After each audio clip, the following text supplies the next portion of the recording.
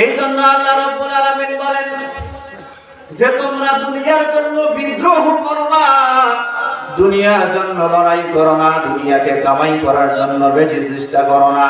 فَأَمَّا مَنْ طَغَى وَآثَرَ الْحَيَاةَ الدُّنْيَا فَإِنَّ الْجَحِيمَ هِيَ الْمَأْوَى। যে ব্যক্তি দুনিয়া কামাই করার জন্য দিন রাত অবিরত চেষ্টা করে, আপ্রাণ চেষ্টা চালায়, লড়াই করে, সংগ্রাম করে, বিদ্রোহ করে, কিন্তু পরকালীন চিন্তা তার ভিতরে নাই, চিন্তা নাই, কোনো ফিকির নাই, আল্লাহ রাব্বুল আলামিন ওই ব্যক্তিরে জাহান্নামে দিয়ে দেবেন। নাউযু বিল্লাহ।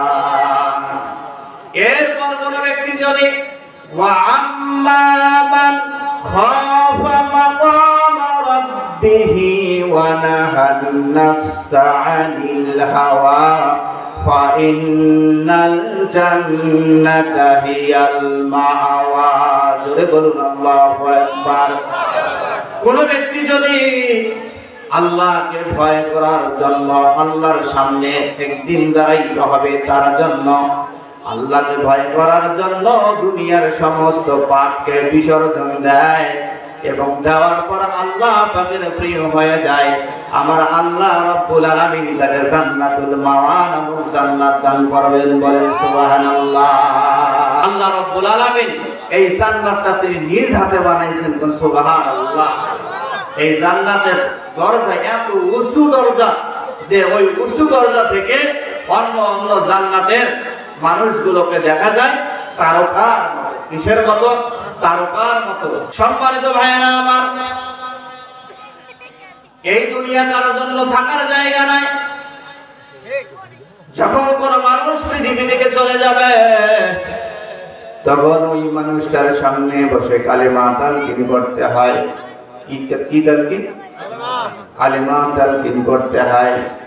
একজন মুমূর্ষ মানুষ, হাদিস শরীফের মধ্যে আছে, যদি কোনো মানুষ রোগী দেখার জন্য যায় তাহলে সকাল ও সন্ধ্যা তার জন্য ৭০,০০০ ফেরেশতা তার জন্য মাগফিরাত কামনা করে।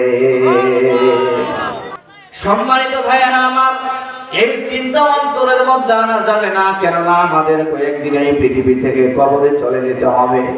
মনের মধ্যে কোনো কিনা রাখবেন না। এই জন্য বলি, কোন মুমূর্ষ মানুষের পাশে যখন বসবেন তখন কালিমা তালকিন করবেন, লা ইলাহা ইল্লাল্লাহু মুহাম্মাদুর রাসূলুল্লাহ সাল্লাল্লাহু। একটা কথা ভালো করে শুনবেন, ওই মুমূর্ষ ব্যক্তির পাশে বসে আপনি কালিমা তালকিন করবেন, কিন্তু ওই মানুষটার যখন আপনি বলবেন, যে লোকটার জ্ঞান প্রায় নাই, কিছুই বুঝতে পারে না, এই মানুষটা যখন বলবেন যে ভাই আপনি কালেমা পড়েন, সেই মানুষটা মুমূর্ষ অবস্থায় আছে, তার কোনো হুঁশ নাই। এই মানুষটা যদি বলে আমি পারবো না, আর এই সময় আজরাইল এসে যদি তারা জানটা নিয়ে যায় তাহলে বড় বিপদ হয়ে যাবে। কথা বল ঠিক কিনা? এই জন্য পাশে থাকা যেই লোকটা থাকবে ওই লোকটারে বলবেন যে আপনি কালেমা তালকিন করেন, অর্থাৎ আপনি কালেমা নিজে নিজে নিজে নিজে পড়েন, আপনার থেকে শুনে শুনে ওই ব্যক্তি পড়বে লা ইলাহা।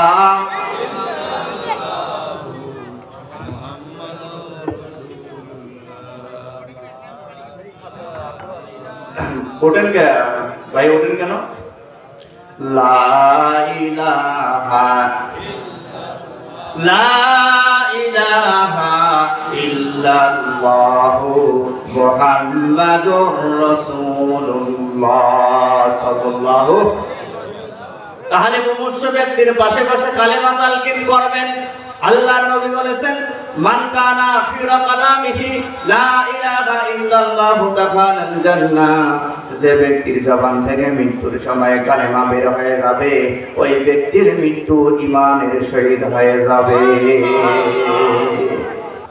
সম্মানিত ভাইয়েরা আমার, তাহলে মান কানা আখিরা কালামিহি লা ইলাহা ইল্লাল্লাহু দাখালাল জান্নাহ, যে ব্যক্তির জবান থেকে মধুর কালেমা বের হবে, ওই ব্যক্তির মৃত্যুটা ঈমানের শহীদ হয়ে যাবে। তাহলে আমলটা কিন্তু আমরা করব যে আমরা মাঝে মাঝে কালেমা পড়ে, আয়াতুল কুরসি পড়ে আমরা ঘুমায় যাব। রাজি আছেন তো? যদি কোনো ব্যক্তি আছে যদি কিছুই না পান, শুধু আল্লাহ আল্লাহ আর কয়েকবার আস্তাগফিরুল্লাহ আস্তাগফিরুল্লাহ বলে ঘুমায় যাবে। প্রতিদিন যে গুনাহ হয়, প্রতিদিন গুনাহ হয়, প্রত্যেক দিন গুনাহ হয়, কিন্তু ক্ষমা চাওয়ার মতো আমাদের সময়টুকু থাকে না। এই জন্য প্রত্যেক ফরজ নামাজের পরেও বলবেন আস্তাগফিরুল্লাহ আস্তাগফিরুল্লাহ। প্রত্যেক ফরজ নামাজের পর যদি কোনো ব্যক্তি আয়াতুল কুরসি পাঠ করে তাহলে ওই ব্যক্তির কবরে আযাব হয় না। সম্মানিত ভাইয়েরা আমার, 2 নম্বর ইমানের মৃত্যুর বৈশিষ্ট্য হলো মাউতুল মুমিনিন বিআরকিল জাবিন। যে ব্যক্তি মৃত্যুর সময় যার কপালটা থেমে যাবে, ওই ব্যক্তির মৃত্যুটা ইমানের শহীদ হয়ে যাবে। বলেন সুবহানাল্লাহ। সম্মানিত ভাইয়েরা আমার, এরপর 3 নম্বর মৃত্যুর বৈশিষ্ট্য হলো বামান মুসলিমুন ইয়ামুতু ইয়াওমাল জুমআ আও লাইলা ইল্লা ওয়াকাহুল্লাহু ফিতনাতিল কবর।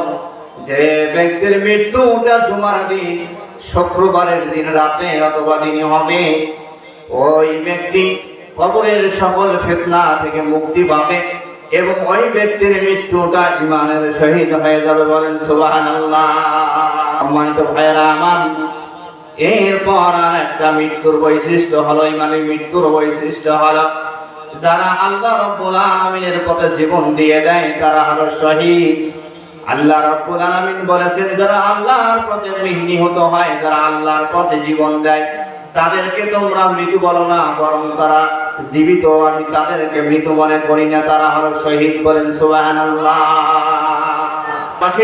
আল্লামা দেলোয়ার হোসেন সাইদি তিনিও শাহাদাতের অভিসুদা পান করেছেন। কথা বলেন ঠিক কিনা?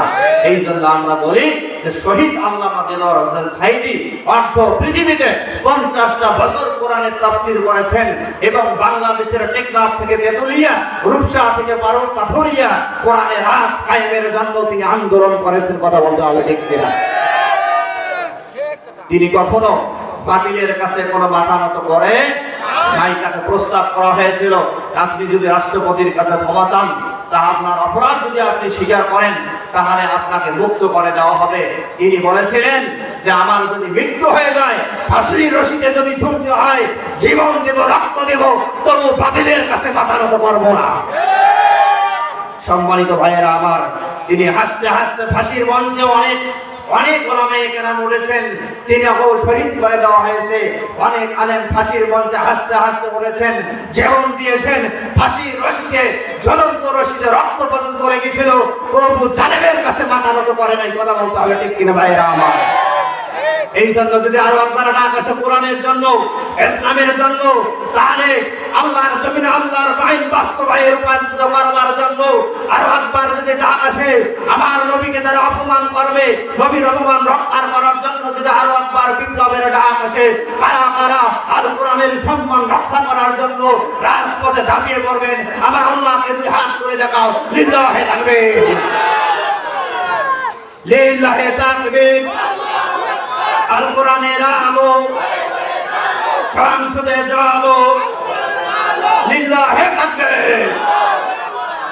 সম্মানিত ভাইরা আমার, আরেকটা কথা বললেই নয়, ভালো করে শুনবেন। এই দেশ, এই মাতৃকা, এই বাংলাদেশ, মাঝে মাঝে আমরা শুনি আমাদের বন্ধু রাষ্ট্র থেকে বলে কি 5টা মাত্র ড্রোন যদি দেওয়া হয় তার এই দেশকে আমরা দখল করে নিয়ে নেব। 5টা ড্রোন দেবে, ওরা ড্রোন দিয়ে হামলা করবে, এই দেশকে তারা দখল করে নিয়ে নেবে। এবার শোনেন, যদি এই কাজ সত্যি সত্যি হয়ে যায় তাহলে আমাদের করণীয় কি হবে আজকে বলে দিয়ে যাই। তখন শুধু আমাদের দেশের সেনাবাহিনী, বিজিবিরা তারা শুধু কাজ করবে না, বরং বাংলাদেশের যত কলেজ, ইউনিভার্সিটি রয়েছে, যত মাদ্রাসা, কওমি মাদ্রাসা, আলিয়া মাদ্রাসা আছে, সমস্ত মাদ্রাসাগুলোর ছাত্র, শিক্ষক, ওস্তাদ, আম জনতা, কৃষক সব কিছু রাস্তায় নেমে পড়বে। তবু আমার দেশের 1 ইঞ্চি মাটি কোনো বাতিলের কাছে আমরা জিম্মি হতে দেব না। কথা বলতে হবে ঠিক কিনা? এই দেশকে রক্ষার জন্য যদি আরো একবার জীবন দেওয়া লাগে, রক্ত দেওয়া লাগে, ৭১ সালের মধ্যে যদি যুদ্ধ করতে হয়, যদি আরো একবার ডাক আসে, এই দেশকে রক্ষার জন্য কারা কারা রাজপথে ঝাঁপিয়ে পড়ে এই দেশকে রক্ষা করবেন, আমার আল্লাহ রাব্বুল আলামিনকে হাত তুলে দেখাইতে হবে। লিল্লাহি তাকবীর, লিল্লাহি তাকবীর। আল কোরআনের আলো, দুনিয়ার মুসলিম, লিল্লাহি তাকবীর। সম্মানিত ভাইয়েরা আমার, সব দিকে খেয়াল রাখতে হবে, কথা বলতে হবে, ঠিক কিনা? সব দিকে খেয়াল রাখে, কান টান সব খরগোশের মতো খাড়া করে দিয়ে তারপর আমাদেরকে চলতে হবে। মন খারাপ করলেন নাকি? বেজার হইলেন? সম্মানিত ভাইয়েরা আমার, আর বেশি সময় নিব না। এখন আসুন যেই আয়াতে কারিমা তেলাওয়াত করেছি, ওয়ান নাজিয়াতে গরকা, ওয়ান নাজিয়াতে গরকা শব্দের অর্থ হলো অত্যন্ত নির্মম ভাবে, কঠোর ভাবে যখন একজন মানুষের রূহকে কবজ করে নেওয়া হয়, নির্মম ভাবে, কঠোরতার সঙ্গে। এখানে একদল ফেরেশতার কসম করে বললেন, একদল ফেরেশতা দুনিয়ার জমিনে আসবে। ওই দল ফেরেশতার কসম করে বললেন যে যারা ওই পাপী নাফরমান বান্দার রূহটাকে কবজ করবে। তাফসীরে জালালাইনের ভেতর আমি দেখেছি আব্দুল্লাহ ইবনে মাসউদের বর্ণনা। তিনি বলেছেন, যখন কোন পাপাচার নাফরমান ব্যক্তির রূহটাকে কবজ করা হয়, তখন একদল ফেরেশতা চলে আসে। আসার পর ওই নাফরমান ব্যক্তির আশেপাশে বসে যায়। যখন আসে খালি হাতে আসবে না, হাতের মধ্যে একটা দুর্গন্ধযুক্ত চট নিয়ে আসে। এই চটটা যখন নিয়ে আসে, আসার পর বলে কি, হে পাপিষ্ঠ আত্মা তুমি বের হয়ে আসো, পাপিষ্ঠ আত্মা তুমি বের হয়ে আসো। এই কথা যখন বলে, তখন ওই আত্মাটা দেহের চতুর্দিকে ছোটাছুটি করে, লুকালুকি করে। লুকালুকি করার কারণে খুব দেরি হয়ে যায়, তাড়াতাড়ি বের হয়ে আসতে চায় না। আমার ভাইয়েরা, ও মা, আপনারা ভালো করে শুনবেন, কান লাগাইয়া দেন, আপনাদের সম্পর্ক কিছু কথা বলবো। এবার যখন ওই রূহটা যখন শরীরের বিভিন্ন জায়গায় বিচরণ করা শুরু করে দেয়, যার কারণে ওই নাফরমান কিন্তু লুকালুকি করে, কথা বলেন ঠিক কিনা? এদিক সেদিক তাকায়া থাকে, এদিক সেদিক তাকায়া যায়, আর সবাই কিন্তু ভয় পেয়ে যায়।